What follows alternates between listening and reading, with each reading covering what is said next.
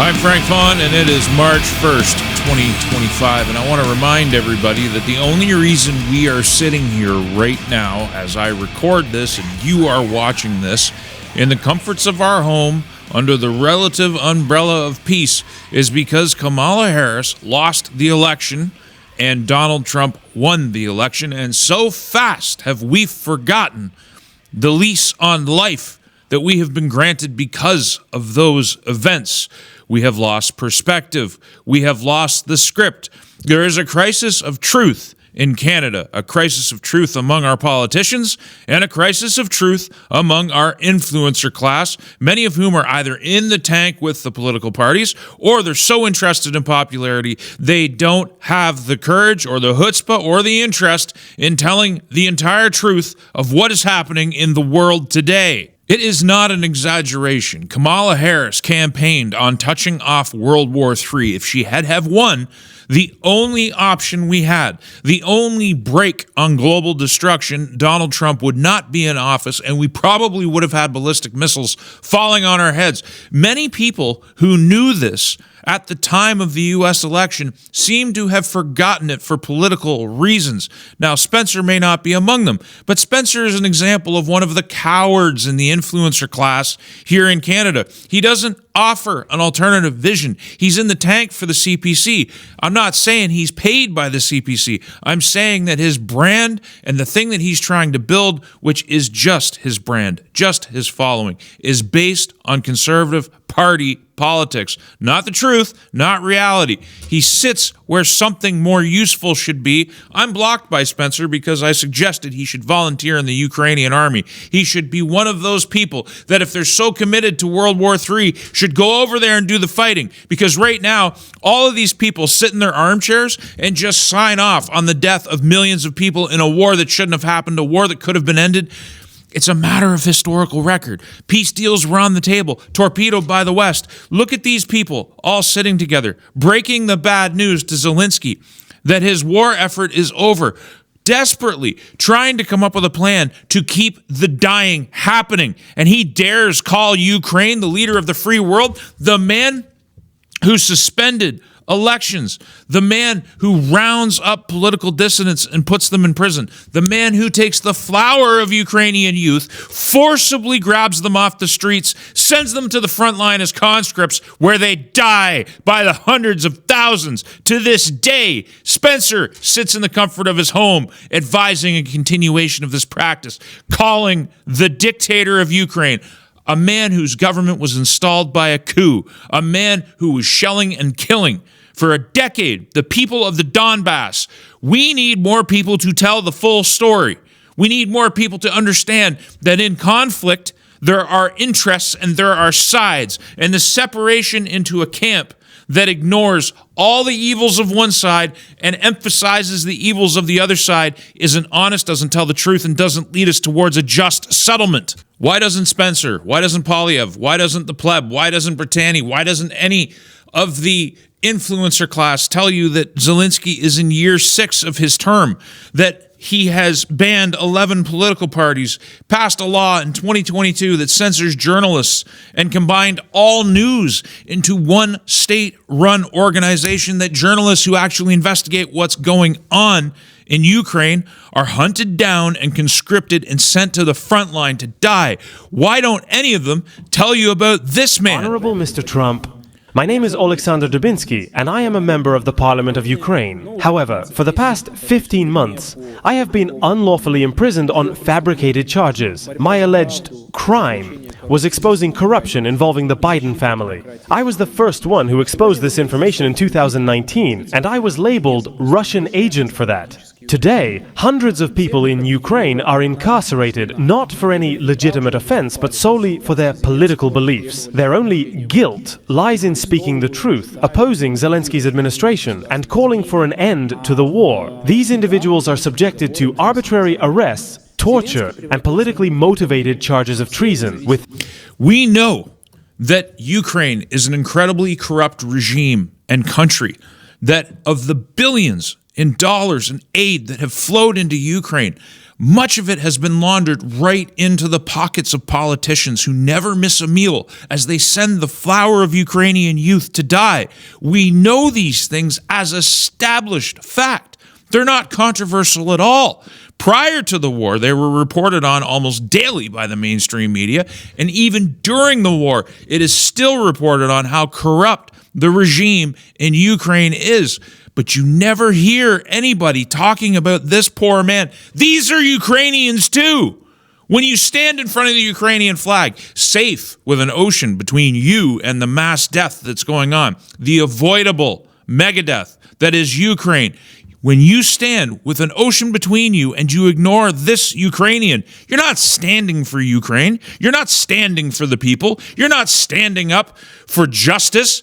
You're just virtue signaling. You're playing politics. You're doing what's always been done, and we need something different now. You may have seen this already, but we're going to watch a brief clip again. This is what truth looks like. This is how it begins. I'm talking about the kind of diplomacy that's going to end the destruction of your country. Yes, but if you are Mr. not President, strong... Mr. President, with respect, I think it's disrespectful for you to come into the Oval Office and try to litigate this in front of the American media. Right now, you guys are going around and forcing conscripts to the front lines because you have manpower problems. You should be thanking the President for trying to bring an end to this conflict. Have you ever been to Ukraine that you say what problems we have? I have been to... Come once. I've actually watched and seen the stories, and I know what happens is you bring people, you bring them on a propaganda tour, Mr. President. Do you disagree that you've had problems bringing people into your military? We have problems. And do you think that it's respectful to come to the Oval Office of the United States of America and attack the administration that is trying to prevent the destruction of your country? A lot of questions. Let's start from the beginning. Sure. First of all, during the war, everybody has problems. Even you, but you have nice ocean and don't feel now, but you will feel it in the future. God bless. You don't know that. God bless. You don't God know bless. that. You will not have a war. Don't tell us what we're going to feel. We're trying to solve a problem. Don't tell us what we're going to feel. I'm not telling you. Because I'm you're in no answering on position this to question. dictate that. That's Remember exactly this. what I'm not You're dictating. in no position to dictate what we're going to feel. You We're will- going to feel very you will good. Feel influence. We're going to feel very good and very You strong. will feel influence. You're right now not in a very good position. You've allowed yourself to be in a very bad position, and he happens to be right about it. From the very beginning of the war. You're not Mr. in a Brown, good position. I You don't was have in the cards right now. With us, you start having not cards. playing But cards. right now, you I'm don't. very You're playing serious, cards. Mr. President. You're I'm playing very cards. serious. You're I'm gambling the with the president lives in of the war. millions of people. You think- You're gambling with World War III. And he is gambling with World War III, and he's doing it with your money and your future. I wrote on Twitter, think of Zelenskyy like the family meth head, and he makes a lot more sense. He always wears the same clothes. He expects constant welfare to fund his habit, and if you don't give it to him, he threatens to kill everyone and himself. He's addicted to death, and peace must be imposed. Peace must be imposed because nobody in the Western world seems to want it. The countries of Europe and Canada are all united in aggravating the Russians to World War III. Where is Ukraine? Where is it in the world? Is it in the middle of Canada? Is it off the border of France somewhere? Or is it right beside Russia? Was Kiev, the regime in Kiev, was it not installed by coup d'etat? Was there not a farcical election that gave it some kind of validity in Western eyes so that the media could sell a propaganda piece? Is it not a dictatorship now? Has there not been a cancellation of elections? Has there not been massive scale fraud? Have millions not died? Was Kiev not shelling and destroying the eastern Ukrainian people, eliminating the Russian language, targeting the Orthodox Church, extrajudicial killings, beating people in the street, shelling civilian locations all through the Donbass for 10 years before the Russian intervention?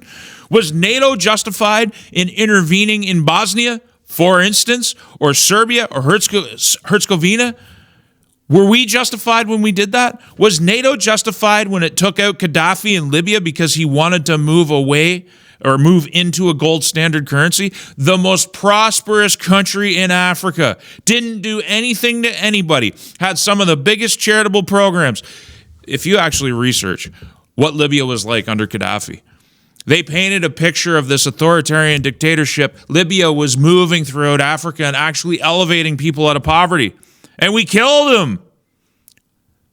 Libya was far away from the North Atlantic. What threat did Libya pose to us? And we bombed them. Canadian jets, Canadian military, what little of it we had, we engaged in taking him out. Libya is now chaos. It's been given over to terrorists, rapes, killings. It's horrible. Were we justified? Were the Russians justified? After watching for 10 years, after negotiating settlement after settlement and watching the West torpedo it, watching us expand NATO right up to the Russian border, watching and hoping that we would keep our word to actually stop the killing in Ukraine. Were they justified after a decade intervening in Ukraine for their people, for their Russian-speaking people, for their, how we can sit here in judgment it's so thoroughly dishonest. And it frustrates me to no end. And I've watched Poilievre, who could have been a voice for diplomacy, could have been a voice for peace, could have provided something authentic.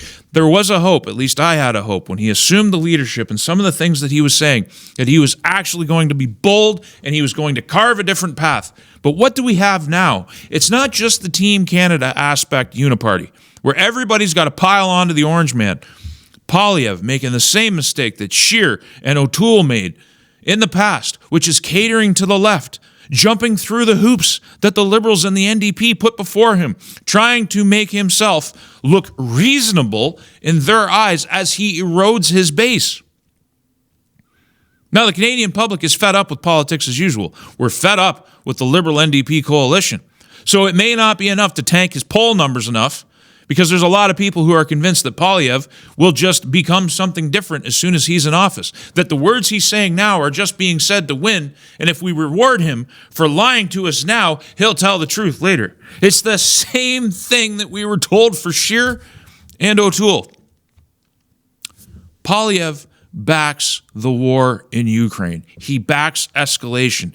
He talks tough about making a tough military for Canada, but he supports the aid that should go to our own people. And when it comes to Donald Trump, what you just watched in this clip between him and Vance and Zelenskyy was a reckoning. Nothing that's being discussed in this clip is a lie or a falsification. The media pile on and the political class pile on and the influencers who pile on this are lying to you or misleading you, or they are ignorant and they don't even know what they're doing. Poilievre had a shot to be the diplomat, to be the voice for peace. Where is the voice for peace on the left? When I cut my teeth in politics 25 years ago, I was 20 years old. I think I was 21, 22. I got on a bus. I went to Toronto. We were protesting the Iraq war, which was something that was unjust. Iraq didn't have any involvement in 9/11, but we went in there and bombed these people into the Stone Age anyway and set off a wave of violence. So we went down there and we protested. What happened to the left that stood with me in those days? Now all there is, right and left, is a universal want for a world war with Russia. And people like to ignore the fact that nuclear weapons exist.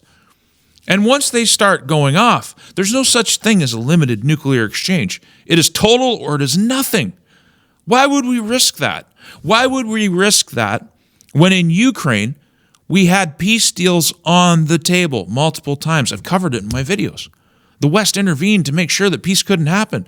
So all of these all of these warnicks, the people who stand in front of the Ukrainian flag, they have the blood of this conflict on their hands. Poilievre, the influencers, the people who stand behind them. It's useless. Ukraine can't win the war. If Western troops are deployed, as Harris wanted, thank God Trump won, because humanity got a respite. We're still all alive because of it. That's not hyperbole. That's not exaggeration. That's what happened. Now, Europe is trying to figure out how they can keep the war going and touch off the world war that they seem so inclined to want. A world war which will lead to the end of civilization. How can you sit there and support this? How can you sacrifice your morality? How can you sacrifice your future to try and target a base, I guess, clicks and likes and shares and popularity, trading your very future life for momentary recognition? We need more truth. We need more people who speak truth to power. We need leaders in politics, and we don't have any. Our Foreign Affairs Minister, Melanie Joly, says Canada needs to be closer to Europe and the UK. We are in a security crisis. We are in a security crisis. It's a security crisis their government let us into. They've disarmed us. They've left us defenseless. They've sold us out to China. The truth of the matter is the CCP operates with impunity right here in Canada. The cartels and triads have used Canada and converted it into a drug exporting hub. These are the facts. Any influencer out there who tells you that they're not the facts is lying to you or is grossly ignorant and doesn't deserve their following or their audience. They're just playing for engagement. It's sick. And close your eyes. Close your eyes. And hear the words again. Play them back over. If you picture a male voice, you've got Poilievre. He's saying the same thing. The United States has always been there to buy our stuff. The United States, we depend on them for our defense. We have allowed our army to become denuded because we take for granted that the United States would never let anything happen to us. They're waiting with our capital. They're our best trading partner. And these people want to eliminate an ocean and start dealing with Europe? Do you realize how geopolitically stupid that is? We have a natural ally that's been with us all this time, who trades with us, who defends us, and we're going to pretend that somehow Europe is a natural partner to us after all that's gone on? We're going to call this a security crisis? What did Trump do? He told the truth about Canada. We're a money laundering hub for terrorism around the world. As I often say, there's so many statistics in my videos, but I always come back to the one where 83% of the methamphetamine in Australia, on the other side of the world, comes from Canada. We export their meth problem. Comes from here. When people talk about only 1% of drugs that go into the United States are coming from Canada, they're lying to you. They're talking about seizures. They're not talking about what actually gets through the border. We wouldn't have multi-billion-dollar labs seemingly being busted every single day here in Canada if we didn't have an organized crime problem. The CBSA itself, an organization that the Americans no longer trust because of rampant corruption that they've identified at the highest levels of the Canadian government, corruption that we ourselves, the RCMP and CSIS, have identified all the way back 40 years. Project Sidewinder, which was buried. Look it up. Just go look up Project Sidewinder. Read what happened there. We've known about this for decades. The Americans know too. Every effective American administration, except for the American administration in 2016 and the American administration that's now in power, have been supportive of what's been happening to this continent. You need to understand that it's changed now. There is a movement to take back North America for people who like Republican democracy, for people who actually like people power and citizen sovereignty, something that you don't have in Canada and you've never had in Canada. People often talk about the roots of the Constitution and the fact that there are issues about the legal Constitution of Canada. I've talked about it as well. But the public believes in the power of the federal government. The public believes in the power of the courts. They tax you at source. They deny you a say. The public goes along with it. And as long as the public believes that the fraud of Canada is real, then it is real. You don't take apart a pyramid of wine glasses or champagne glasses starting in the middle. You have to do it from the top or you'll break everything on the way down. That's why a lot of the things that you want to see being said right now aren't being said right away, especially by people like me. Now, there's some other guy out there, he says that I every now and again this happens, especially whenever I've been making content. Some guy gets on YouTube or gets on TikTok and he tells a fantastical story. And right now there's a dude reading law surrounding estates and wills and applying it to the country and saying that Canada is in probate and it's all just a simple handover and that Mark Carney's actually working with Trump and all this other stuff. It's live action role play. It's a fantastic story. The dude believes in astral projection too. He doesn't show you anything. He just sits there talking to a camera. It's a great story. It's good for clicks. We have a crisis in the influencer class of people who just want to manipulate audiences because they're addicted to the dopamine hits. That being popular gets them. People often ask why I don't have millions of subscribers. Why isn't this channel bigger? I hear it every single day. Probably a dozen times a day somebody says, why aren't you bigger? This is why. Truth doesn't sell. So we have to fight for every subscriber. We got to fight for every follower. Because 1 minute, I'm a hero. The next minute, people hate me. And that's the way it's always going to be. I'm comfortable with it. It's taken me a long time, but I'm quite comfortable with the position I'm in. Because I know the world needs more of what we got right here. We can't go on this way. It leads to destruction. The Americans are not the enemy. The Americans have been our friend, particularly when it comes to Western Canada. As Ottawa has done everything in their power to oppose our prosperity and oppose our strength, including breaking us up. We were going to be one big province called Buffalo at one point. Did you know that? And we were broken up because Quebec and Ontario were worried about us having too much influence on this country. The current government was elected in 2015 on a promise to shutter our resource industry. And we've been in a fight with them forever. Scott Moe had to go into an illegal rebellion to not apply the carbon tax. And now Scott has signaled that he's going to build pipelines with or without the federal government. These are good moves. Our partners in the West, in Western Canada, have been the United States, always there to pave our prosperity, as Ottawa has opposed it. There's one road link and there's one rail link between Western Canada and Eastern Canada. That is symbolic of how little holds this country together. We are supposed to be a territory extracting value for Quebec and Ontario. That's what we've always been. When are we going to break the shackles and do something different? And we are doing something different. You and me together, the audience, the evangelizers, the disciples, the users, whatever it is you want to call yourselves. Your engagement rates are off the charts. You're building it. And even though we have to fight for every single follow and subscriber because we tell the difficult truths here, you folks have helped out a lot. We had an incredible month in February, and we're going to keep going forward full steam ahead. And I thank every single one of you for all the support, whatever way it comes. And if you want to support my efforts via the website, you can do that. You can donate, frankvon.ca, you go ahead.